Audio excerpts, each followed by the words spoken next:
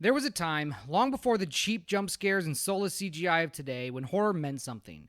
When it crawled under your skin and stayed there, festering in your mind long after the credits rolled. I'm talking about the 80s. The era of sci-fi horror that wasn't just content with scaring you, it wanted to break you. Films like Alien and Aliens were masterclasses in terror and suspense, blending the cold, unfeeling vastness of space with the visceral terror of xenomorphs that felt more real than any monster cooked up in a computer. Ridley Scott and James Cameron knew how to build tension, knew how to craft characters like Ripley who weren't just cannon fodder, but actual people you rooted for. And the practical effects, God, the practical effects. The Thing alone, with its grotesque transformations and the creeping dread of not knowing who to trust, puts today's horror to shame. It was an era when filmmakers weren't afraid to take risks, to push the boundaries of what the genre could be. I wasn't even around to experience it firsthand, but man, do I feel like I missed out. The movies from that era have this raw, unfiltered creativity that seems completely lost now. Look at They Live, a film that didn't just scare you but made you think, with its biting commentary wrapped in a sci-fi horror veneer.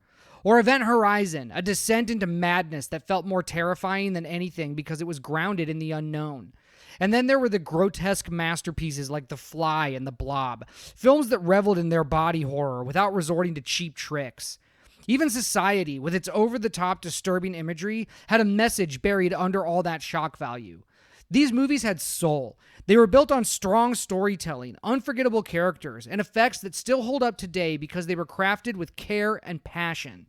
Alien Romulus, unfortunately, is different. Fede Alvarez impressed me with his offering of Evil Dead, so to say I wasn't optimistic about his take on Alien would be a lie. Unfortunately for me, my expectations were dashed within the opening credits of the film. The story opens with a ship collecting debris from the exploded Nostromo. Wait, what? You mean this ship? 3, 2, 1. This ground zero of a nuclear explosion? The ship that got actually melted into metal goo that got flung out into the galaxy?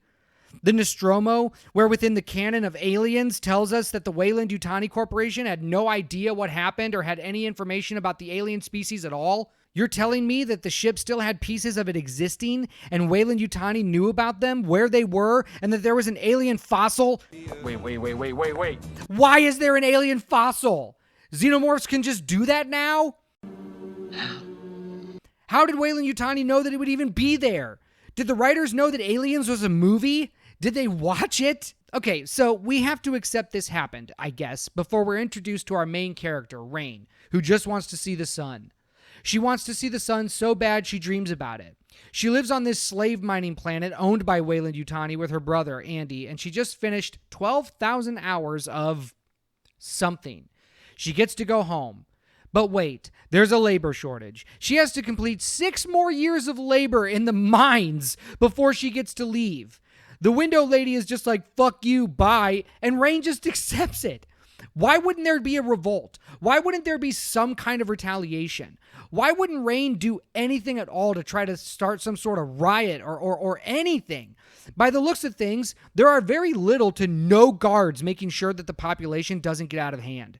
Surely Rain isn't the only one that this is happening to. Surely there are others who just got told they're doing 6 whole fucking more years on a sunless mining slave planet, and they're all just like, Nah, it'll be fine. Almost immediately after this happens, one of her friends comes up to her and says something like, we found a way to get out of here. Want to come?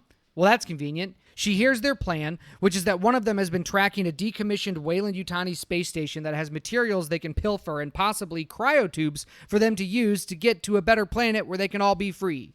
They just need Andy, Rain's synthetic, to get into the space station.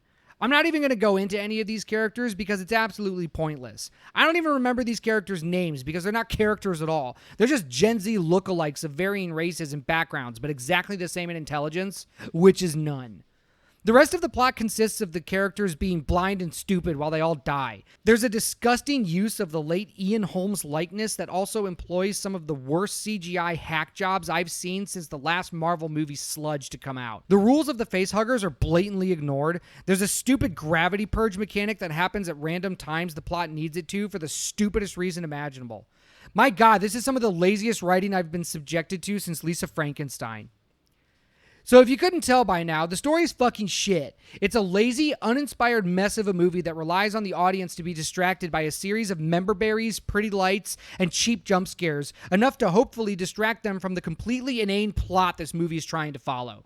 I had high hopes for this movie, and to be let down like this again and again from modern filmmakers making the worst use of beloved franchises just to make $1 makes me long for the good old days when stories and characters mattered.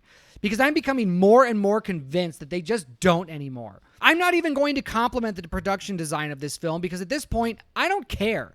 I don't care how much like the original it looks with just updated visuals.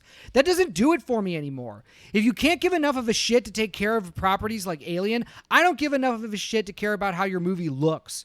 Just like every other movie to come out in 2024, Alien Romulus, which the title is never explained, by the way, is a good-looking, badly told story with forgettable characters that only have you rooting for when they die and when the movie can end.